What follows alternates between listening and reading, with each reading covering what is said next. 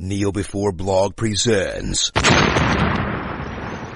Kneel Before Pod. Hello and welcome to the Kneel Before Pod interview segment. I'm your host Craig, and I recently had the pleasure of talking to Carlos Cisco, a staff writer on Star Trek Discovery who co-wrote the mid-season finale, But to Connect. We discuss getting into writing, his Star Trek fandom education, and being Gonzo's dog walker. Sit back, relax, and enjoy. So I'm delighted to be joined on Kneel Before Pod with Carlos Cisco, writer on, among other things, Star Trek Discovery. Welcome on. How are you doing? I'm doing great. How are you?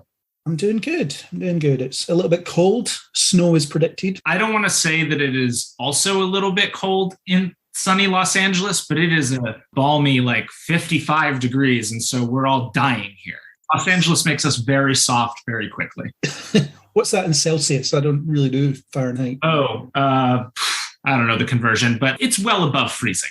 But it's not comfortable for Los Angeles because we don't have real insulation in our walls here. Fair enough. Anyway, enough about the weather. Let's talk about you. Let's just start with right at the beginning. How did you get into the world of writing for television and film? In undergrad, I studied theater. And I wanted to be an actor originally, and then that didn't really work out in college for me, which is fine. I think I'm much happier for that, though I would say that the life of a writer is not much happier in general than the life of an actor out here. But that notwithstanding, I had a teacher that told me when she read one of my monologues that she's like, I think you're a writer, not an actor. And I was like, fine, great.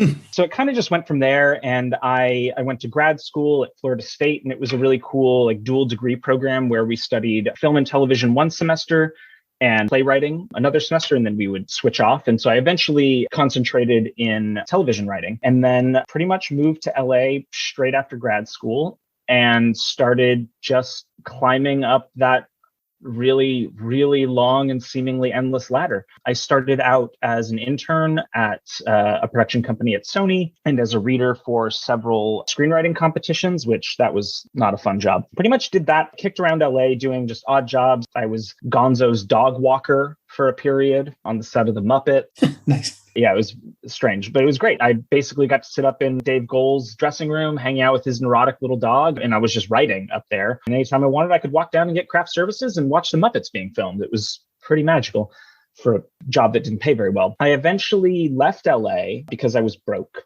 And my friend was on sabbatical teaching. So I went and filled in for her, and I taught screenwriting and TV writing at New Mexico State University. And while I was there, just to say sort of connected to the industry, I was pulling in my friends and contacts, producers, writers, and stuff like that to fill gaps in my knowledge, because at that point I hadn't even been in a room. So what the hell did I know about teaching television writing other than what I learned in grad school? After that semester, I moved back out to LA, and I was kind of doing the rounds of, hey, I'm back, I need a job or I'll die.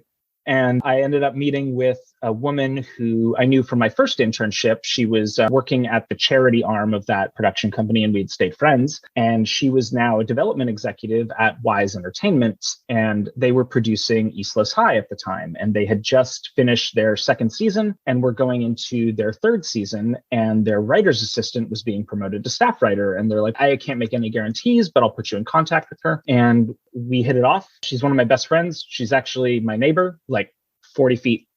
Well, your podcast listeners can't see it, but about 40 feet away from me. She lives just across the way. But she got me in as a writer's assistant on Islas High, where I had my first co-credit. And that got me an associate membership in the WGA, which is basically membership light. You don't get any of the real benefits. You get real benefits, but you don't get the real benefits, like insurance. But you can go to guild screenings, you can join the diversity committees, you can sit in on meetings. So it's actually a really great networking tool, and sort of leads to, very strangely and indirectly, to Star Trek Discovery. After that, I was a writer's assistant on another show called Teresa, which never made it to air, but it was with the same producer that did Islas High. And then after that, I was in kind of a fallow period for a good 3 or 4 years. Nothing was really moving forward. My rep at the time was really dropping the ball. I was like, all right, is this it? I was working at a terrible for-profit university, really just miserable.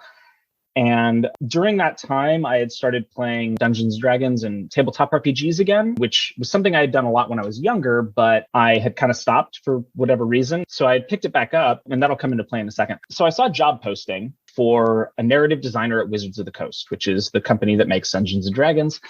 And I was like, what the hell? Nothing is going right here right now. Why not just shoot my shot, pivot? I have skills in the TV film realm. I don't know what they were looking to do or what the thing was, but it seemed like they were looking to expand media at the time. So I ended up interviewing with them, and it seemed to go really well. The Christmas holiday was coming up, and I was going home to visit my folks, and I got an email from Michelle Paradise, who I had never met before, and was like, hey, so I'm the incoming showrunner on Star Trek Discovery Season 3. Do you want to apply to be a writer's assistant? And in my head, I'm like, is this a fucking joke? Who does that? Who just emails someone out of the blue to invite them to apply to one of the most desirable jobs for up-and-comers in the industry? So of course I was like, yes. And in my head, I'm sweating because at the time I had seen the JJ movies. I had seen Voyage Home back in like 5th grade, and I had seen like a handful of Next Gen episodes. So I was like, I'm not qualified for a franchise like Star Trek. So I send off my resume and writing sample, and I'm like, well, it's out there. I don't know. We'll see. And I ended up interviewing after the break with Michelle. It was great. It turns out we have a ton of mutual friends and people that we've worked with and stuff before. And it was just a really great interview. I ended up calling one of my friends right afterwards that had worked with her on Vampire Diaries, who was a close friend from grad school. He called her up, gave me a great reference. Monday of, not that week, but like 2 weeks later, I got a call from Wizards being like, hey, sorry, we enjoyed your interview, but no thanks. And I was like, oh, okay, well, what can I do in the meantime, in case this comes up again? And they're like, oh, well, maybe try like self-publishing some stuff on the DMs Guild or trying to write some adventures and get them online, whatever. Didn't seem like they were that interested in giving me any sort of advice. So I was like, oh, that's a bummer. And then that Friday, I get a call from Michelle that's like, hey, do you want to start in 2 weeks? I was like, yeah. And so I immediately quit my job at the shitty for-profit university. Didn't burn my bridges there, but I might as well have because I'm never going back ever. They're like, well, we would love it if you could give us a couple weeks notice. And I was like, no, they want me next week, which was a lie, but I just wanted 2 weeks vacation before I started work on a show, which I knew would be quite difficult. So started on Star Trek. That's kind of the journey to Discovery. So again, I came in sort of sweating. I don't know any of this stuff. I'm still surprised that I made it through day one when Alex Kurtzman was in the room and I asked a question and I accidentally called the Federation the Empire. I was certain I would not have a job after that day, but things kept working out. And one of my coworkers, who is kind of like my direct mentor in the room because he had been a writer's assistant the previous season during season 2 and was promoted to staff writer. So I was like, well, clearly I want to model myself after this guy who's moving up. But that's Brandon Schultz, who wrote 406 with Ann Kofel-Saunders. We were talking a lot about Orions and Andorians. And he was like, I was doing some reading and he's like, the Orions and Andorians are featured most heavily in Enterprise, which was for various reasons kind of the gap in the room. And so I was like, all right, I'll watch Enterprise. I was already starting to work through Next Gen. I had gotten like 3 seasons into Next Gen, and then I pivoted to Enterprise. And I have mixed feelings on Enterprise. I think that in the past year, 2 years, I've really actually grown to appreciate some of the stabs that it was taking, but it was clear it was on a network that didn't know what to do with it at the time. And that ending, man, I feel so bad for that cast. They deserve so much better than that. But I found some like truly bright spots. I was always a Jeffrey Combs fan. I'm a huge horror guy growing up. And so the discovery that Jeffrey Combs is so deeply embedded in Star Trek across 2 series, it was such a joy for me. And Shran, I think, is the best part. When people ask me, what are your favorite episodes of Enterprise? And I'm like, oh, I have 10 favorite episodes and all of them have Jeffrey Combs in them. So I ended up being the guy who was most, in terms of how we were talking about the Orions, I had the most context, the Orions and the Andorians in season 3, as we were talking about them, I was the one with the most context. So I became kind of the go-to guy. I remember there was even one point after we had wrapped and Michelle calls me up and she's like, hey, I wanted you to talk to our composer because they're writing an Andorian opera to be recorded. And I know there was something about how many genders there were. And so could you talk to it? And so I ended up just talking Andorian deep lore with one of our composers so that he could compose an Andorian opera. And it was like wild. So after I finished Enterprise, I finished Next Gen. I blazed through Deep Space Nine, which is now, I've watched it twice. It's one of my favorite series of all time. And then by season 4 of Voyager, I burnt out. I couldn't watch any more Star Trek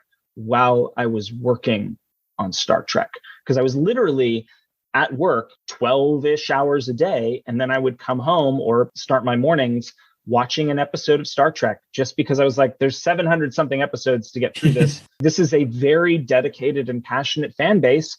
I need to know my shit. I want to know things about the thing that I'm working on. I'm a big researcher and a completionist when I play video games. So for me, it became kind of the goal was I need to really understand what makes this franchise click for people, what makes it special, why it resonates for so many people and for so long. And by watching all of it, you really get a good idea of that. Now, I still have a hard time with episode titles because it's all blended together for me. I can think of more of like giant arcs or storylines, but oftentimes I get them a little muddled because, again, I watched 700-ish episodes of Star Trek in a year while also working on it. It's impressive. And it was a lot. So during the year as a writer's assistant, I started running more games and stuff like that. Like with D&D, I ended up running a game for the room. And the woman who wrote the adventure that I ran for the room ended up putting out a call for pitches for a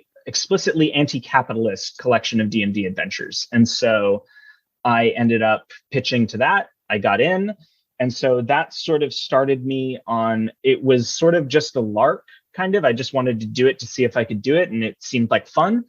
But I've sort of developed a sort of side career that was really great to have in hiatuses and stuff like that, because I've been able to publish several adventures. I have some gazetteers. I've been working with people in the tabletop industry to adapt independent properties to film. So it's really kind of opened up a whole world for me. I can't talk more than obliquely about it, but I have some stuff coming up in Star Trek Adventures at some point. Cool. Okay. Yeah. And then general nerd audience, there's generally a cross-pollination. I got some stuff coming up in Arcadia again, which is Matt Colville's D&D magazine. So that's sort of the melange that I'm in. And then season 4, we came in during Zoom, which was very difficult, a very hard transition. Also, there was not insignificant things going on in the world at the time that made things, I think, increasingly difficult to be creative during that year. But I came back as a writer's assistant, which I can say full confidence, even if anybody on the show listens to this, it was very disappointing coming back as a writer's assistant. I was glad to be back during the pandemic, but coming back as a writer's assistant, I mean, no writer's assistant wants to be a writer's assistant after the first season, I think. It's the hardest job in the room outside of the showrunner. And any writer who tells you differently is lying to you. The support staff on shows, they're so dedicated and they are so hardworking. And I cannot, especially on our show, I cannot give enough shout outs to them. Eric, Mariana, Dan, Andrea, Ari are all incredible. They're all incredible storytellers. And I just hope that they can all move up with us. But anyways, that notwithstanding, let's shout out to our support staff who are incredible. So I came back as a writer's assistant, and a couple months into the season, one of our writers went on paternity leave. And instead of bringing in someone new from the outside who we'd have to catch up, Michelle decided to promote me from the inside, which was incredible. It was completely unexpected. Me and Eric had submitted samples. Eric's the other writer's assistant at the time. He was the co-writer of 404, All Is Possible. But we were vying for what we thought was the only co-write of the season. We had both submitted samples, and Michelle surprised us by giving him the co-write and then giving me a staff job.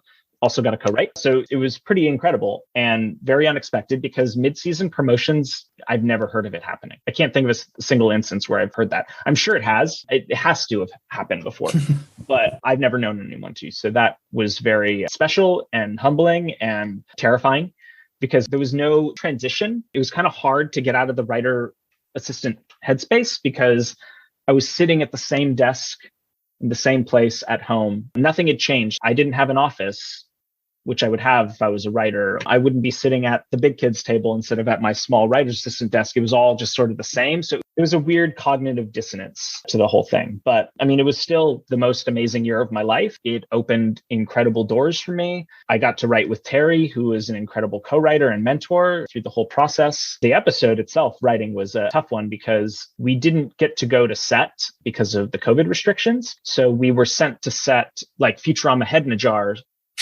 We were carried around on an iPad by a poor PA who had to do that. I feel so bad for them. So I ended up having to, because of just a lot of scheduling stuff, getting to produce at least partially episodes 1 and 2 during the initial production run of them. And just the way everything worked out, the day that I started on set was the day that I went off to write my episode, which was also the week of the 2020 presidential election here in America. Some week. Yeah, it was rough. I called Ann Kofel-Saunders, I don't know, a couple days into it, losing my mind at one point. Like I hadn't showered in 2 days. I had eaten like 36 hours. It was all bad for me, but she definitely talked me off a ledge, bless her. And so that just sort of finished up season 4. And that's where we're kind of at now. I was home with my folks over the holidays. My parents are divorced, but they all have a good relationship. So it was all 4 of them together. It's great, but it's also a lot. But it was really amazing because they have all been very supportive of me during this entire journey, even when I was kind of a bummer during those kind of fallow periods, dark times. But they were all there. My cousins were there. I had some close family friends from childhood that were there that all got to sit there and watch the episode with me. And it was really special to get to do that. That's not something I've gotten to do before. Even when my episode aired, because I had a co-write on East High, when that aired, I was in my room alone on the phone, watching it with Omira over the phone and laughing. It didn't feel like this, seeing my name up there as the writer, but also knowing that I'm a staff writer and all that. So it was very cool. Yeah, so that's brings us to now. Yeah, it's interesting to see that being a huge fan is not a prerequisite for being among the writers. That's something I wouldn't have necessarily expected. But no, it's interesting that it's not one of those, if you're not familiar with every part of Star Trek, don't bother applying. I find that quite an interesting, quite an open thing because it gives you so many different perspectives, potentially.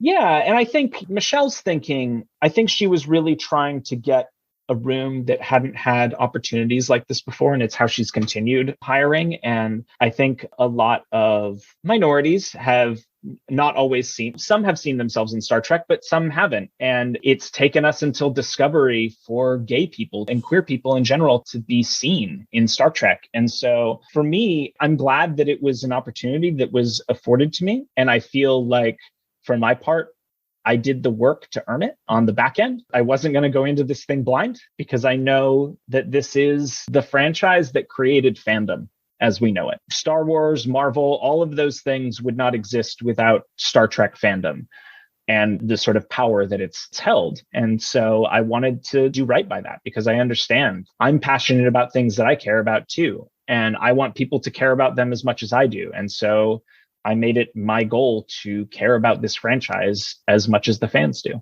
Was your lack of exposure just more of wasn't in your sort of wheelhouse growing up? Oh no, I'm a huge genre fan. I'm a sci-fi horror guy all the way, but I didn't have TV growing up in the 90s. So I miss Next Gen, I missed Deep Space Nine, I miss Voyager. The only thing I had when I was like living with my dad, my mom would record episodes of The Simpsons. And so I would watch The Simpsons and Futurama, King of the Hill, the Fox primetime lineup, X-Files, whatever was in that kind of 2-hour block.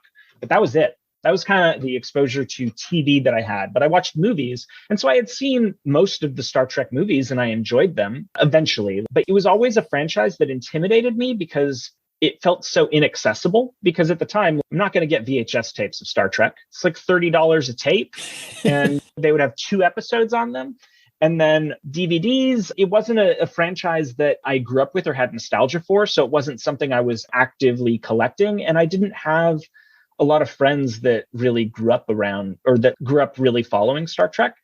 I think I might have had like 1 or 2. So I think it was largely just due to lack of exposure because as soon as I started watching it, I was like, I feel robbed. This is a show I wish I had growing up. Because there's so many great lessons about life. There's so many fascinating philosophies at play. Deep Space Nine is still the most prescient show that has ever aired. It's terrifying. I dove in because I felt a responsibility and I came out on the other side, true blue fan. I truly love what this franchise is and what it represents and what it can do. And I think it's a really wide bucket in terms of the ability to tell stories. I don't ascribe to the philosophy that Star Trek must be an episodic show for it to be good. I think there's all manner of Star Trek stories that can be told. Star Trek is a world, and any kind of story can be told in that. That's why there can be movies. That's why there can be television. I would love to see a horror movie set in Star Trek. I think that would be really cool. How does a crew deal with, essentially, if you could do Alien on board Star Trek, how cool would that be? And I know that there was Macrocosm and Janeway goes full Ripley on it and stuff. You can do those. But that's what I love about the franchise itself, is that even within the show,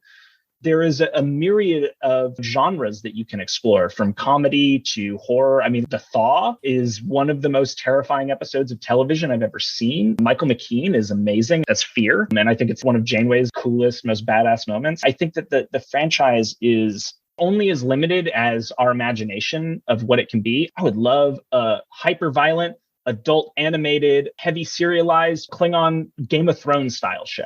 I think that would be incredible. To get to explore these different worlds and cultures, that's for me one of the most exciting parts about Star Trek. There is this myriad of things out there for us to explore, and there are so many fun tools that the previous writers have given us. For example, you hear mention of one species, like I'm trying to think of something off the top of my head, something that was mentioned in Next Gen. Whoa, you see the Cardassians like once or twice in Next Gen, right? They're interesting, but we don't really know much about them. We know there's a Bajoran war going on. And then you have the whole of Deep Space Nine anchored around that conflict. And I love that potential of getting to just seed an idea and then knowing that years later, some other writer is going to take that idea, get really excited by it, and create a whole recontextualization of what that is. The Breen, for example, were mentioned in one episode of Next Gen, and then they had a great arc at the end of Deep Space Nine, and they're terrifying. I think that that's one of the most exciting aspects about the franchise for me, is that you can take this small kernel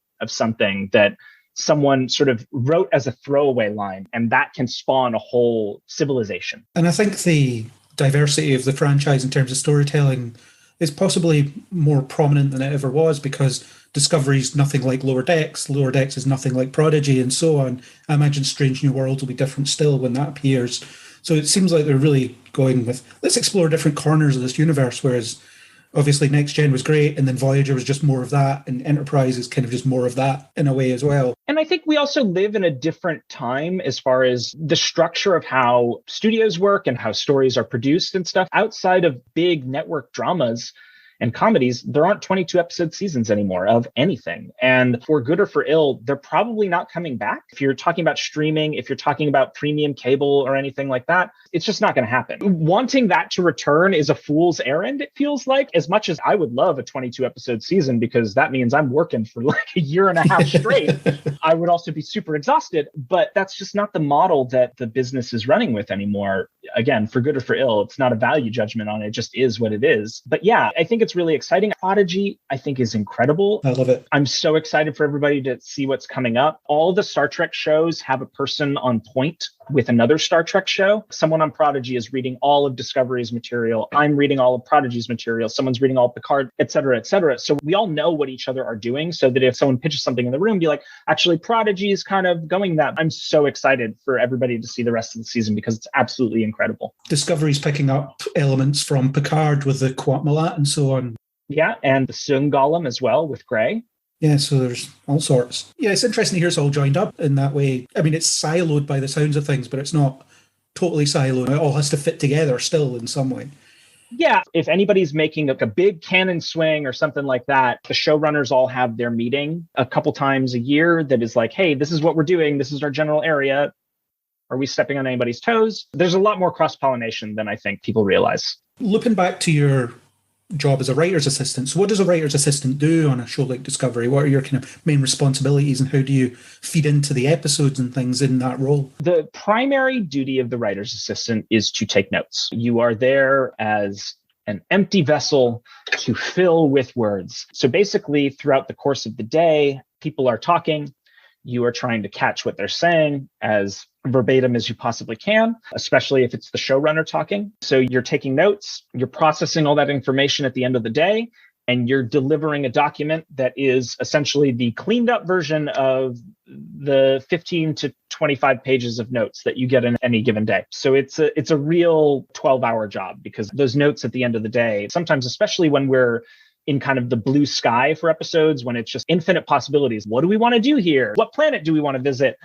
Those notes can get long because it's basically people are just throwing out stuff. And it's just like, all right, I got to catch all of it in case some of this becomes useful, because inevitably 3, 4, 5 months down the line, someone's gonna be like, hey, do you remember when we were talking about this thing in 302? That can come into play now. Go find that thing that Alan said.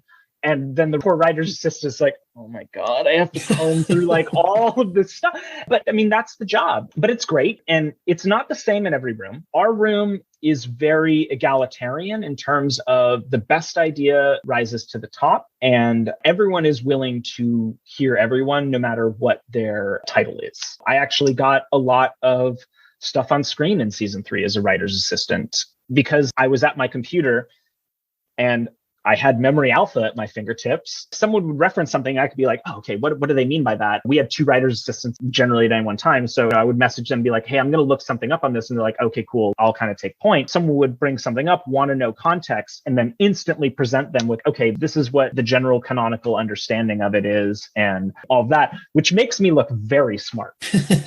And then now sitting at the big kids table, if I don't have my computer, I'm like, well, I remember in that Deep Space Nine, I can't quite recall the titles and stuff like that with such facility that when I have the internet at my fingertips, which is, I guess, the advantage of the Zoom room is we have all our documents just sort of in front of us, which is kind of handy, but it's harder without boards. In terms of other responsibilities, we have boards in the room often. As we outline and pitch, we are putting things up on cards. We're often the ones who have to take those cards and transfer them into a document that then becomes the pitch document and stuff like that. We would often write recap at the end of the day. Michelle is incredible when it comes to this. She can basically walk in, here's some pitches, take like 30 seconds, and then distill everything that landed for her and just like rattle it all off. And that became very helpful for us because we would then just basically copy that verbatim. And that became, this is what we landed on during the day. And so we'd kind of frame the notes off of that. It's wild to watch her work. Her memory is like a lockbox. It's absolutely incredible. So what kind of stuff did you get on screen during season 3? God, let's see. I'm trying to think of the specifics. Oh, well, there's a small thing, and it would be a very hard thing to notice because it's a very small Easter egg, but it's the price of rhodinium is going down in the first episode, which has to do with the Coordinates in the second episode. I have a lot of little linkages in there. If you see Enterprise references throughout the series, it probably came from me. Probably. Not 100%, but I'm like the Enterprise guy. So if you see those things in there, in season 4, it was definitely between me and Eric who wrote the episode, but we were both talking about it. And we were the ones who thought of the NX-1 in the snow globe idea, because the truth of it is, Burnham, Culber, Stamets, Saru, all these people, they don't give a shit about Kirk. They don't give a shit about Picard. They don't know these people. You know who they do give a shit about? Archer. Archer was important to them. He's like their Abraham Lincoln. And so we thought that was important to honor for our characters because it's canonically correct. He is the most prominent figure in their history. And so in season 4, you see the Archer space dock and stuff like that. In season 3, I'm trying to think of some of the other, it all sort of blurs together. Oh, the pattern buff. Oh, wait, no, that was season 4. I was pretty sure the pattern buffer idea, me and Andrea Walsh were talking about relics. And that's where that came out of in the room, was me and one of the writer's assistants talking about that. And I'm trying to think, I know there was more in season 3, but it's sort of hard until I'm in there because it's small things. It's like a line here and there that I will pitch in the room and someone's like, oh, write that down. That's a great little thing. It all feels so far away. It feels like there's been 10 years between season 3 and season 4. Oh, I know the feeling. Oh, Rin having his antennas chopped off. That came from me. And I have a really amazing little piece of art that Bowie Kim drew that I sent to Noah Averbat-Cat, just a picture of it. It's just a little cartoon drawing of an Andorian with scissors and his little antennas being chopped off. And I was like, oh, it's the first concept art of Rin. I think making him Andorian was my pitch. I really wanted an Andorian character because we were featuring them so heavily as part of the Emerald Chain, but we weren't really having any characters that were Andorian. And so I thought it was important to have one featured at least once in the season that we could sort of see whatever culture that he came from, that he was either embracing or rejecting. And that's kind of, for me, one of the first questions I like to ask in our 32nd century, because I think there's a lot more cross-pollination of cultures, of people who are caught on planets during the burn and stuff like that, is like, what culture were they born into or not born into? And are they embracing or rejecting? Because I think that that's a more helpful question than what species are they? Yeah. Because the truth of it is, there are many of us that are born into a cultural context that isn't necessarily our own, or we end up moving or migrating to one, and we have to adjust to that. And I think it's important to understand what characters are embracing or rejecting about their heritage, more than the bioessentialism that comes along with not just Star Trek, but I think any science fiction fantasy property that has humans in it. Because humans exist sort of as the straight cis white males of the universe. Everything is drawn in comparison to them. And so I think that in not wanting to create monolithic species, that's why that question is important, is a question of culture. And so that's, for me, what I always like to drill down on with characters when we're introducing new characters, is what are they embracing or rejecting? And hundreds of years after the 24th century, how things changed. Yeah, I belong to a species thing really matter necessarily. I mean, Rillick, for example, she's Cardassian, Bajoran, human. Is it just those three? Yeah, and we've never talked about the exact percentages, but in the room, it's human parent and Bajoran Cardassian hybrid parent. So she's one half human and then 1/4 Bajoran Cardassian is kind of the mix, which is why you see the more prominent human features in the lesser of the other two. Rillick was a super important way to represent that. And even though we haven't really dug into where the Bajorans and the Cardassians are in this future on screen yet, it was important for us to still acknowledge that and to have Rillick there representing a change, something different, something interesting within that context. And hopefully we'll get to explore all corners of the 32nd century, whether it's on Discovery or other 32nd century spin-off shows, if we ever get anything like that. I think there's so much potential for exploring how things have changed on all these different worlds. And that's one of the most exciting things to me about coming in on this season, was it did feel a bit like a blank slate, or not really a blank slate, but it was like, here's what we were. Are we that in 900 years? I think that that's a really fun question to ask, because some civilizations are going to change drastically and some are not. You look at the history of the civilizations in Star Trek, and most of these civilizations governmentally haven't changed in millennia. Like the Cardassians, they've had the Obsidian Order since the 19th century. They've been living under fascist authoritarian rule the entire time that we've been in space. So just their secret police has outlasted several Earth civilizations. I think that that's just really interesting to get to explore. And there's always these questions that come up in the room when we're starting to delve into these places. How have they changed? What conditions did the burn inflict on these people? It's just a really exciting place to work in. And I'm grateful every day that I get to do it. Yeah, it does sound great. On to your episode, but to connect the mid-season finale, you got to close out the first half of the season. How did the sharing of the job go? How did you portion it out, different scenes or whatever, and how does that stay joined up? The way that we break in the room, we tend to work on 2 episodes at once. So they were working on really drilling down into the nitty-gritty of 406, while half of our room is working on the blue sky of 407. Fairly early on, I kind of knew that this was going to be kind of bodily, very talking heavy episode, because we just knew that within the context of the season, this was the episode where there was going to be a big galactic gathering and Book and Burnham were going to have their schism. So we knew that going in, and that was the framework that we were building from. So we all sit in the room together and break the story. We sit and we talk and we kick the tires on things. People will pitch things and it's like, well, does that work? Okay, that seems like it works. Then we start working on the other story, and then, things start. It's hard to say what the roadmap was to it, because it was just sort of like, you talk through it. Let's try to get this story out today. Then let's try to bang out the thing for this story. I was very vehemently in Stamitz's camp. I feel like this is a very dangerous computer. This is dangerous to have on board. So a lot of that stuff came out of that. I actually wanted that whole scene to take place off Discovery because of the danger of Zora being able to listen to everything. But then what was born out of that, because there were actual production concerns that were like, no, we need to use our standing. We can't build a new set. We have to use the ready room for that scene. I was like, okay. Terry and I talked it over. And so we built that in to have Kovich say that having Zora participate is actually part of this thing. It was a production constraint that I think helped us in a lot of ways. So when we got to the actual writing of the episode, I took point on the Galactic Senate story, or the Galactic Forum, And Terry took point on the Zora story. I would send her my pages. She would send me hers. I would make notes, make changes. She would do the same. We'd send them back, rewrite, put it all together, blend it, send that off to Michelle. She would read it, give us notes. We would rewrite and so forth and so on. And that's kind of the base of it in terms of how the episode came together. And that's typically when we have co-writes, one writer will take the A story and the other writer will take the B and C story. And then they'll blend it together. And obviously they'll both work on both, but we have a week to get the whole episode written. So you take half, let's divide and conquer, and then we'll blend.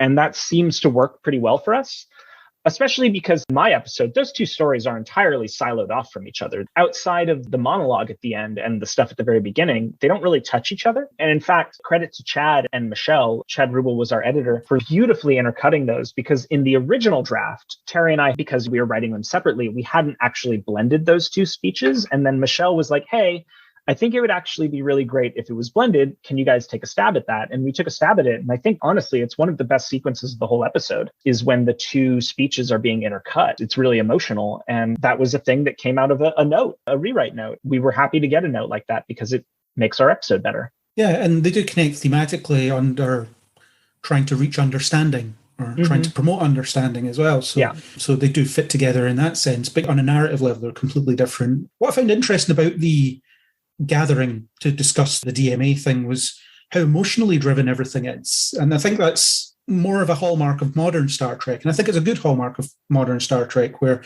a lot of the narratives are character propelled rather than let's just talk about made up technobabble nonsense or whatever that doesn't mean anything to anybody. So it's just, you've got Book saying, this thing destroyed my home. And you've got Burnham saying, let's embrace our better selves on this one because we have to, because if we compromise our principles every time someone punches us in the face, then who are we? And I think that's a great route of, well, it's Star Trek, isn't it? It's in the future, even when our principles are tested, we'll stick to them. And I like that everything's formed around that because Book is at a really vulnerable place. He's willing to give in to his baser instincts, his desire for revenge, all that stuff. And you've got Burnham saying, no, you have to be better. I really liked that. I think that comes across really well in that plot. And not that I'm advocating for the strike first mentality that our country is so famous for.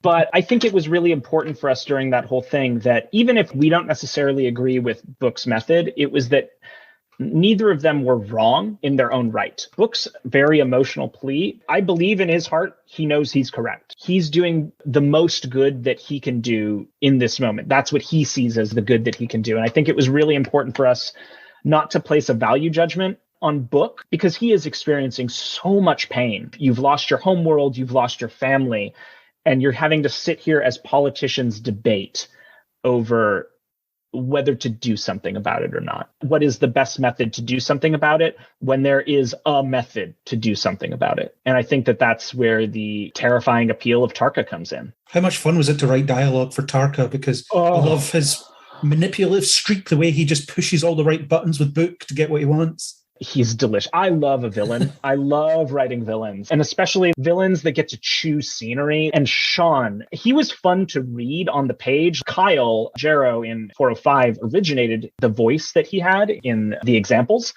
but I felt like it was my episode that really started to give him a lot of shape and a little more depth. Not that Kyle didn't, but it was just now we're starting to see another side of him and really starting to see some of the motivation behind what he's doing. And I'm really excited for everybody to see all of the rest of Tarka because I think he's an infinitely fascinating character. Him and Book together are really good. Oh, yeah. They encourage each other in the wrong ways, I think. And that's fascinating. David, he is magic on screen. You put him in literally any scene with any actor on our cast, and our cast is already top notch. I think they're so talented and so incredible, but putting David in those scenes, the scene with Stamets, the scenes with Tarka, he just has this energy that brings everybody up. And I'm so excited to see more combinations with David. You guys are going to see some really fun dynamics throughout the season. I was particularly drawn to that because Tarka's first appearance, I tend to have a personal thing about overly arrogant characters. And that's obviously how he comes across in his first appearance. But you start to get that shade about I just want to go home. I come from another universe, and which universe is it? Who knows? Maybe you know, I don't know. There's a multiverse out there, and I'm from one of them, and I just want to get home. That seems sincere, but there is also undercurrent of lack of sincerity to it. There's an edge to it. Yeah. He has an agenda. He clearly has an agenda, and book's going to help him get there, I think. So I really like that. And I love the emotional appeal as well. I think the approach to grief this season through book has been top notch. I lost my mother a couple of years ago. I'm sorry. Just illustrating that for the purposes of just whenever a grief storyline comes up in something, I'm glom to it. I can't keep my eyes off it. And I think the way the book's story has been playing out has been great. The ups and downs, how he regresses as well, because I think that's the important part. You take a step forward and then there's two back, and he's taking two back at this point where we are in the season. Yeah, I can't say much more on that because we're getting into spoiler territory. Of course, I don't want to know either. We got a wild ride the rest of the season, and I think it's going to be a lot of fun. Finally, I was just going to ask you about The Black Demon, this film that is in production, filming at the moment. Yeah. Is wow. it a serious thing, or is it silly like The Meg? Because it has both have a megalodon in it. Okay, so here's the truth of it. I came in on an open writing assignment and did a page one rewrite of a not very good giant shark film. And I wanted to make it a supernatural Aztec spirit sort of thing in the vein of Ghost Shark. I wanted to make a ghost shark, but made of oil. Now, I finished that open writing assignment and turned it in right before I went on to Star Trek Discovery. I got paid and I thought, this movie's not getting made. Then COVID hit and I'm like, that movie's definitely not getting made.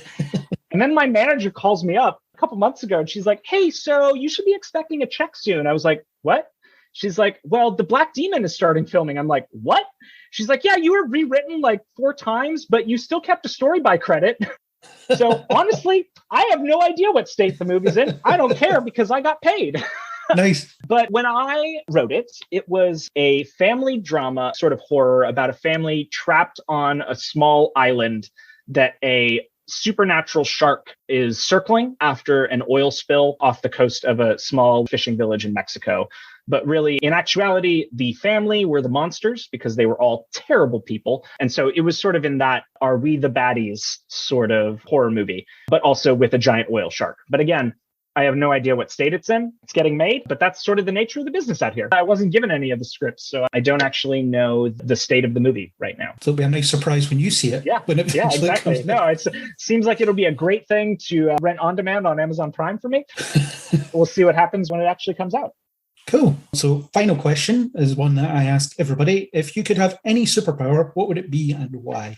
I think about this a lot and I'm very ADHD. And so I think that I would have to take a very tightly controlled self-cloning thing so I could do many things at once because my brain is constantly divided doing many things at once. And it would actually be nice if I could get all those things done at once. Plus, it would be really great to just have a clone that cleans. That'd be useful. It'd be so good. And that's all it ever wants to do is clean. That's all it does. Yeah. So that'd be the superpower. That's a good power. I've not had that one before, so that's unique. Mm-hmm. So well done. You've come up with some unique. Thanks very much for your time. It's been amazing talking to you about Star Trek and the writing process and the recent episode. Would love to have you back on again for later episodes if you're ever involved in those, later seasons. Absolutely welcome anytime to talk more Trek. So really, thanks very much for your time. It's been of course, fascinating picking your brain about these things. Yeah. That was my chat with Carlos Cisco. All the best to him for his future projects. If you like what you heard, then hit that subscribe button on Spotify, Apple Podcasts, or anywhere you get your podcasts. Apple users, please leave a star rating and a comment. If you want to talk Star Trek Discovery, Star Trek in general, or anything else, then you can reach out on Facebook or Twitter under Kneel Before Blog, or leave a comment on kneelbeforeblog.co.uk. As always, we hope you'll join us next time on Kneel Before Pod.